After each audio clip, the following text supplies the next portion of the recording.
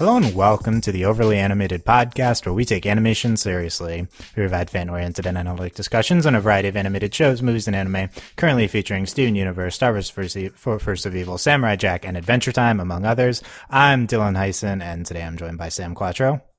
Hello. And Alex Bonilla. Hola. Today, Sam, Alex, and I will be discussing the latest episode of Adventure Time, Orb, that aired tonight on Cartoon Network. We are ramping up for the new Elements miniseries next week. We'll be giving full coverage to the Elements miniseries next week. They're airing 2 episodes a night, and you can check out all of our Adventure Time at overlyanimated.com. Make sure you subscribe to get all of our upcoming coverage at overlyanimated.com/iTunes, and we also have an Adventure Time specific feed if you search for Overly Animated Adventure Time in your iTunes or your favorite podcatcher. There's like 5 podcasts on that feed. Yeah, no, we don't, we've sporadically covered Adventure Time, but we're going full coverage today and next week. So, there's a lot to get into this episode, and I can only imagine Elements will be less weird than Orb was, but you know, maybe not. We'll see. So yeah, check out all of our stuff, overlyanimated.com. Yeah, so we're coming off of Islands here. It's been a little bit. Sam and I very much enjoyed Islands. We gave that high marks. And we kind of have this weird segue into the next miniseries. This is not what I would have expected from a prequel to Elements. Sam, what was your general reaction to this episode and how strange it was? It was weird. I don't know. It's just like, you know, whenever I think of Adventure Time and like what I think people think of it, this is like what I imagine their opinions are. It's just like really weird and really surreal, and this episode was way too surreal for even Adventure Time standard. I mean, at least normally like we have some sort of like grounding like sort of theme or like object or just something that like gets us back into the world and back to some semblance of our own reality, and here it's just like, I guess it's justified because it's like dreams, nightmares, whatever, but I don't know, dude. It was weird. It was And it's like made to be like a transitional episode, and I don't know. It's just weird. So you did not particularly enjoy it? Not really. I don't know. I kind of wish we went like straight into, or we would have gone like straight into Elements like I thought they were going to do. I thought it was just going to be like Islands, and then Elements starts right now. But no, they have to have like that little itty bitty transition episode, and I'm not sure how that feels. Too realistic, says Sam's art critique of Orb, or too surrealist. Yeah, there you go, is what you said. Yeah, so realistic is the opposite. Surrealist, yeah, that's your official artistic critique. Okay, I guess. Yeah, Alex, what was your reaction to this episode, and what you expected as a lead into Elements? Well, yeah, the first word that come to my mind when I watched it was trippy. Just classic Adventure Time trippy. And I sort of agree with Sam that it went very heavy on the surrealism. And it felt like they wanted to fit some kind of foreshadowing episode to the Elements miniseries, but it was buried in so much symbolism that really you just were overwhelmed by it. You couldn't really take out anything or like too much that was worth actually discussing in seriousness. So it just felt very arty, but like it was difficult to be entertaining. I watched it with my brother, who's a more casual fan. He's like, "That was awful," and I was fine with it. But I do feel that I like Sam. I think it would have been better just to go straight into it, or maybe some dream sequence in the first episode that maybe like 5 minutes most. But it was so extended and just so much going on that it's something that you need to pick out piece by piece to figure out what's important and what's not. Yeah, I think we're going to struggle a little bit to dive into the meaning behind the extended dream sequences in this episode. This is definitely like the epitome of what some people's perceptions of Adventure Time is. I feel like this used to be more of a thing. It's like the classic like college kid that watches Adventure Time and probably partakes in our extracurriculars while doing so. I had a lot of friends of those my freshman year. Yeah. And this reminded me a lot of the earlier episodes of Adventure Time, like King Worm, and there was that other one with like the swords just falling from the sky and invisible lava. It felt like one of those earlier episodes that it just threw random images at you that came out of nowhere. Yeah, I feel like we haven't had one of these in a long time. I don't remember. I almost forgot that this was a thing for this show. This type of trippy episode. Sam, are we missing a crucial element of Orb in that we are not high when watching it? Is that what we're missing? I don't know why you're asking me that, but okay. I mean, okay, I don't know if you two weren't, but I'm assuming. But yeah. Okay, I don't think you need to be under any sort of influence to miss an element of things. I feel like that's sort of like a negative, not like a negative thing, but I feel like that's. Yeah, it's negative towards whatever artwork or whatever thing you're partaking in because it's like basically saying, it's like demeaning your own mental facilities as well as the artist saying, you can't understand this unless you're under the influence of drugs and, blah, blah, blah. Like you don't have the mental capacity by yourself. And I disagree with that. So, no, I think it takes like maybe a closer watch and... Yeah, I don't know, more an closer open like mind. analysis. Yeah. What was your potentially a main takeaway? Was there any theme that struck you, Alex, in particular from Orb? Well, the one connection I saw between the three different dreams was art. And actually, speaking of like art school, because you had, with Jake, you had those empty canvases and how Jermaine was turning them into landscapes. He was like, I'm into real things before it got all trippy.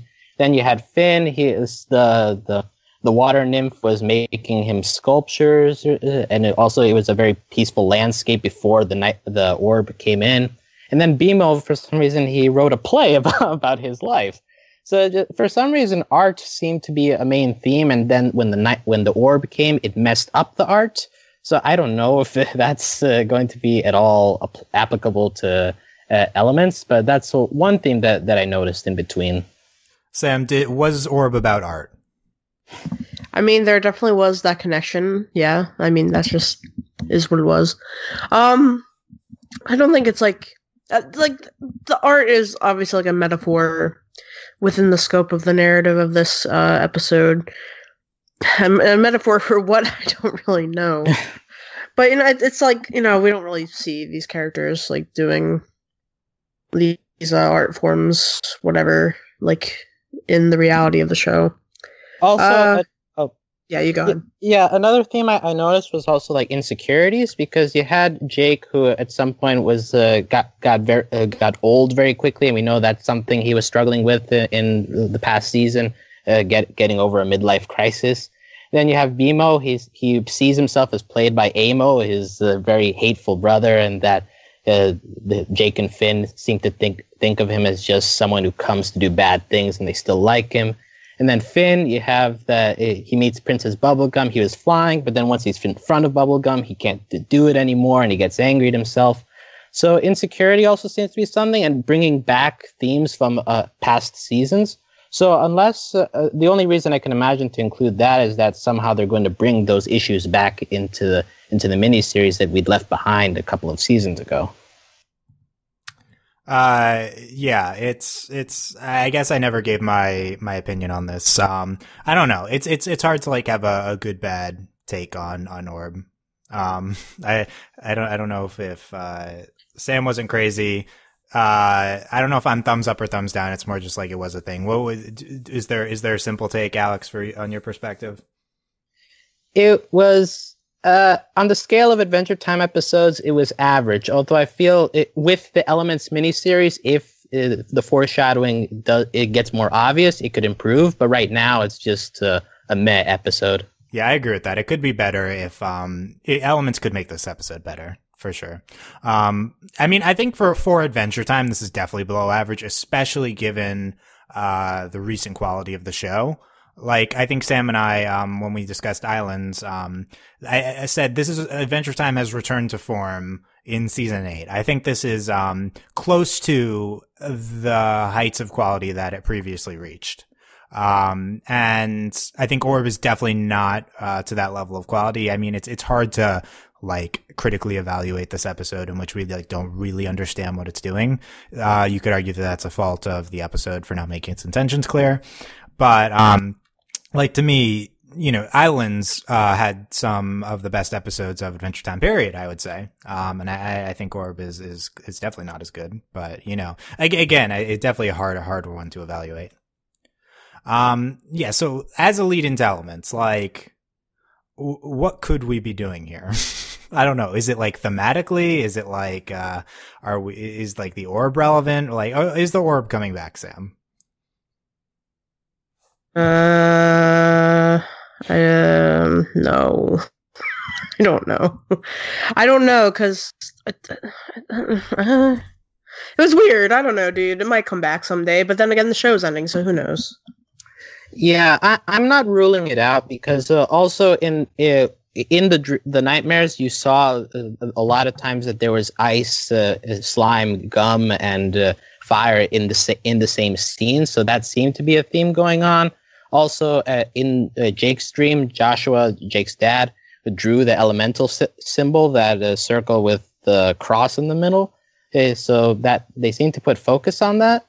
And just the orb itself was very similar to what we saw in Jelly Beans Have Power, where there was that also a weird floating ball thing that shot stuff at Princess Bubblegum's tower.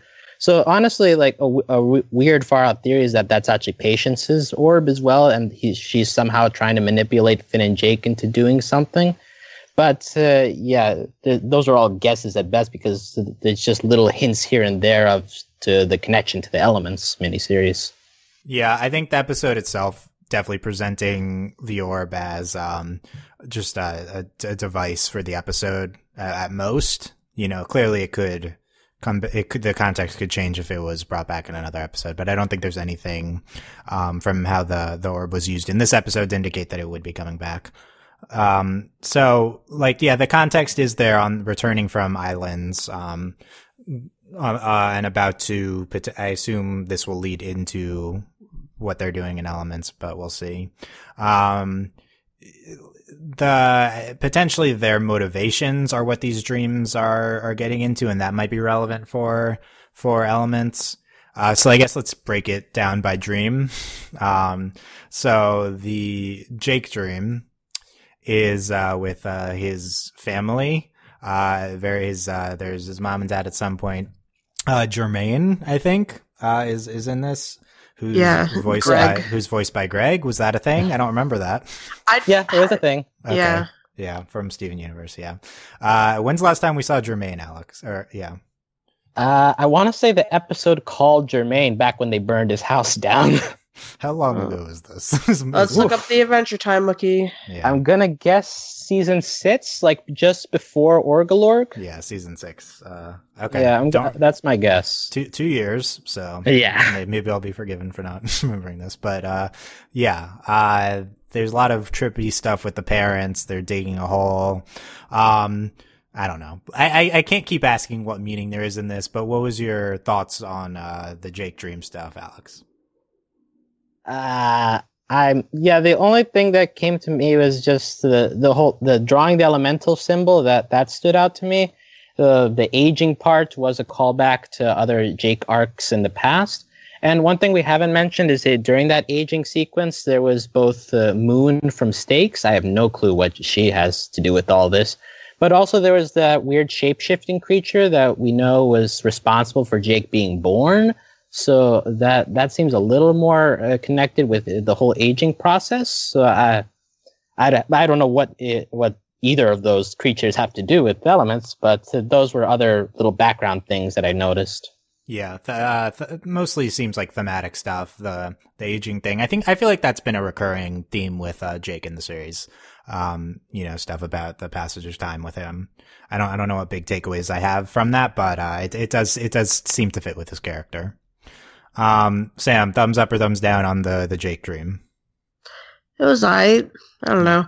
I looked it up, by the way. Last time we did see Jermaine wasn't his title episode, literally 2 years ago. Okay. Anyway, Yeah. yeah, I was wondering about all that stuff with like the moon and like there's like vampire stuff that's happening and like the shapeshifter and like what's gonna happen. I don't know.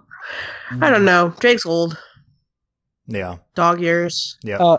And just one thing, also, like, humor was kind of lacking in this episode, I feel, but there was at the beginning of Jake's dream that he entered, and it's like a sitcom with a laugh track, and it just reminded me of Chillatid, but creepier. Yeah, I was going to bring that up. I thought this was just going to be Chillatid at first, the Steven Universe episode. There was only a segment of it. But yeah, that was it seemed like a sitcom in his dream at first. Why do dream episodes have to happen? Like, why is that a trope that we just keep going into? Okay, let's rank these dream episodes. I need the power rankings with Orb, Chillatid, and Nightmares and Daydreams from Avatar. Sam, what's your ranking? Oh god, dude, I don't know. All right. I got it. Nightmares and Daydreams, number 1. Number 2, Chillatid. Number 3, this one. Okay, Alex. Honestly, I don't remember Nightmares and Daydreams. Forgive me for that. It's such a classic, though. Wait, which one is that one? No pants, math. There's a bunch of good stuff. It's the one with the nightmares and the daydreams. Yeah, there you go. Is that the one where Appa was talking? Yes, that one. Oh, okay. Yeah. I'm not really going to rank that since I'm not very well at that, but Chillatid was better than Orb. I can say that with certainty. Yeah, these aren't, to Sam's point of why do we need these episodes, none of those are great episodes. I think Nightmares and Daydreams is a clear one, but none of these are strong episodes. I didn't really like Chillatid that much either, but it's probably better than I mean, my thing is, like, nobody in real life wants to hear about your dreams. What makes you think that people in fiction want to hear about the fictional people's dreams? As evidenced by Pearl falling asleep to Steven's dream. Sam to animators, stop telling us about your dreams. In Exactly, it's boring. Like nobody ever wants to hear me talk about my dreams. So take the hint. So we're only a third of the way there. So Finn's dream, he's flying around. It's all about Finn wanting to fly, and he's like interacting with Bubblegum at some point, and like her teeth fall out. Biggest takeaway from this, Alex? I guess just that his relationship with Bubblegum is still kind of uncertain. So I mean, I'm imagining they're gonna have to confront Bubblegum at some point in this miniseries. So I'm interested to see how Finn reacts with trying to deal with possibly an evil Bubblegum or a Bubblegum that's out of control. How he's going to end up handling that. That's the best I can take out of it. Yeah, I think the PB stuff was indicating that either Finn still had feelings or remnants of feelings. That seems on the basis of a romantic thing with PB. It was my take. I mean, it's like psychological like interpretation of Finn's dream, but the teeth thing, right. I guess it seemed intimate, thumbs up, thumbs down on that, Sam. So what my takeaway from that was you should always care about your dental health. Okay, so it was about your teeth, especially if you're made out of candy. Yeah. Do the candy people have really bad dental problems? I don't know. It really depends on what their teeth are made out of. Yeah. As I recall, Peppermint Butler has really good teeth, so I am not sure this theory holds. Peppermint's like that's a yeah. Yeah, peppermints they're maybe better. Thoughts on Finn's dream, Sam? I don't know. I think it was the most compelling out of the three for me, at least. Mostly because Bubblegum was there, and it felt like it had more weight to it than BMO's dream, and I don't know, just kept me more engaged than Jake's because I feel like there are more things that are quote unquote plotty happening. Yeah, I agree with that. Jake's dream was uninteresting to me. BMO's dream seems like treaded upon territory, and Finn's dream at least had some interesting elements to it. I do think the Finn flying thing is, I mean, I don't know. It didn't seem super novel or anything, but I guess that's interesting to see why that's where his subconscious goes at this point in his character. Have you ever had a dream that you flew? Probably.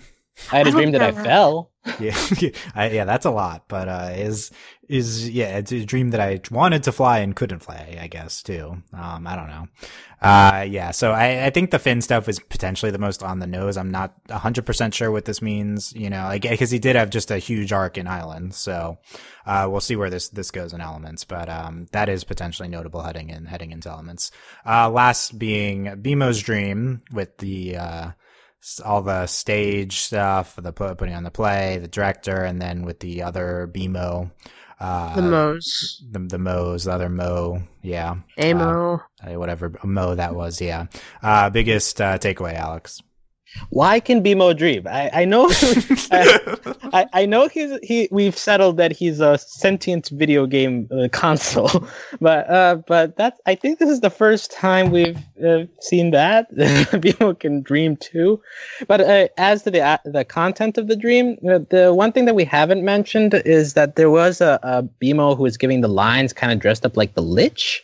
Yeah. So I want to know if there's a way that the Lich somehow goes into Elements. I feel like Patience is going to be the main villain, but it would be interesting to see if they found a way to, I guess, get the Lich out of Sweet Pea and somehow make him relevant again.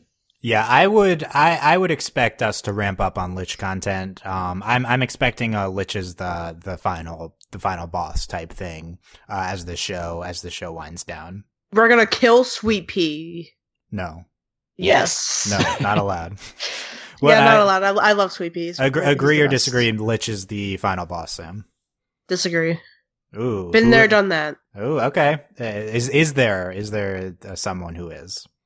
Look, the final boss, like at the very, very end, the or season, at the the series finale, not the miniseries. The series finale. Aging.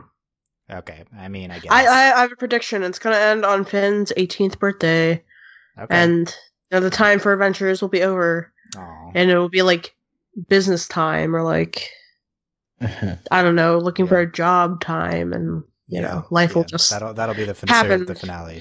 Finn looking for a job. Yep. Alex, Lich time return. for adventure is over. Yeah.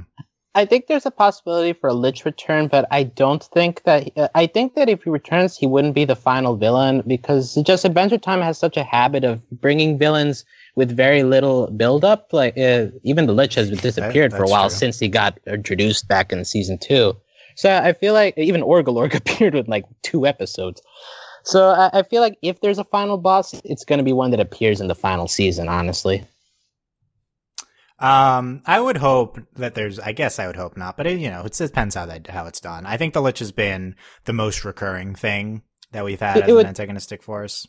It would definitely be the best option, but just the way the show works, I'm not sure they would go back to the well again. I definitely agree. Recently, we have kind of randomly brought up forces, close to finales, and that's kind of how it's been going. So, I think we should expect somewhat of a change in operation with the last season, but we'll see. We're not even at the last season yet, so been there, done that. Yes, this is true. Sam, BMO Dream. BMO's cute, and I always love him and all the Mo's. I don't know. Yeah, it happened. It did. Okay, it did happen. We got to that part. Yeah, yep. It's of the Sam analysis. Yeah, it's this just felt like more of the BMO shtick to me. It's like oh, I'm a cute little robot boy. Yeah. Just BMO, talking to other BMOs and and it's cute. Like there's not really. It's always been fine, but it just felt like BMO. Also, one thing I want to mention also, when he went into the director, in the background, I noticed there's like a giant octopus with a lot of eyes. Is any chance that that's the real orb? Like that's the real creature inside the orb? Anything? I mean, we would be judging from like a still of it in the True.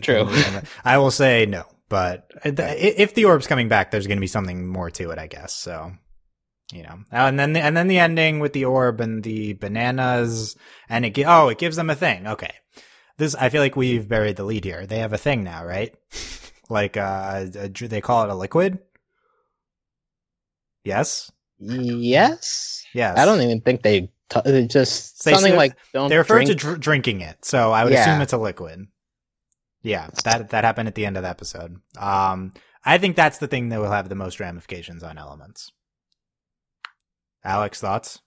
Yeah, I just want to say I guess the cynical view on this episode would be that this entire dream means nothing, and it was only this entire episode was a device just to get them that thing for the miniseries. Right? Yeah, that they'll use. I think that's the surface level interpretation. Yeah, I agree with that. It's like the only parts that aren't in dreams are the beginning and end of this episode, and this is like the thing that they have after it. It's the initial interpretation would definitely be this is the thing that's going to come into play. Sam, what's the thing? What's the secret liquid? I don't know what the secret liquid is, but wasn't the orb like the what's it called? Like nightmare, dream, whatever princess? Yeah, nightmare princess. Yeah. Yeah, and like I don't think like she would have like visited their dreams without it having some sort of meaning if she is like the princess of the nightmares. So is the substance nightmare fuel? Literal nightmare fuel. Maybe. Yes. Okay, there you go. We figured it out. Yeah, like they're given something, the thing leaves, and now they're going into a big arc. Clearly the thing is going to do something, is what I would say, but, we'll see. We'll see on that one. Okay, overall takeaways on Orb, Alex. Not the best segue, but I'm still based on just the final seconds. I'm excited to see where Elements goes and what they decide to do with this whole arc. But just Orb by itself, it could have been better. Last thoughts, Sam. It was an okay way to spend 11 minutes. Sam's review of all the average Adventure Time episodes. I didn't like waste my time. It was okay. I mean, yeah, I didn't. We had to segment our lives from one section of minutes to the next, and this one was an okay way to do it. Do you measure your life in 11-minute segments, Sam? No, I measure my life in segments of varying time lengths. Oh, okay. Depending 22 on minutes sometimes. Yeah, depending on what show you're watching. Yeah, that's what I was going to Or maybe a movie. Yeah, there you go. Yeah, I didn't hate Orb, but it wasn't great. So, well, it might get better with Elements. So we will see on that. Let us know your feedback on Orb. If there's anything we were obviously missing, which I mean, how could that? I could not imagine, but that there was anything substantial in this episode that we could have missed. But let us know in the comments, YouTube comments, and anywhere else where you find this podcast. And you can check us out at overlyanimated.com. We will be covering Elements, so check out all our stuff there. We also have Steven Universe Star discussions, bunch of other great animation content. You can consider supporting us at patreon.com/overlyanimated. Thank you very much to all of our patrons, especially our patron of the podcast, Jade, aka Jewel. And thanks I would clap, but my other hand is not free. Tell us what your other hand is doing. It's holding my microphone. Sorry. Okay, you should set that down. Yeah, but you're gonna get all mad at me, but mean, you made it this far. So, and thanks as always to our patron executive producers, John, Ryan, Stephen, Alex, Woo! And yeah. So, there we go. We're into the straight into Elements here, and it's gonna be great. Final thoughts. I'll say that at the beginning, BMO talked about a banana with sunglasses, and I just went to peanut butter jelly time. That's all I got. I feel like that thought needed to have been brought up earlier. That was a headlining thought here, peanut butter and jelly time. But yeah, I feel that. So yeah, that'll be it for us. Thank you guys very much for listening, and we will see you next time. Bye. Adios. Bye.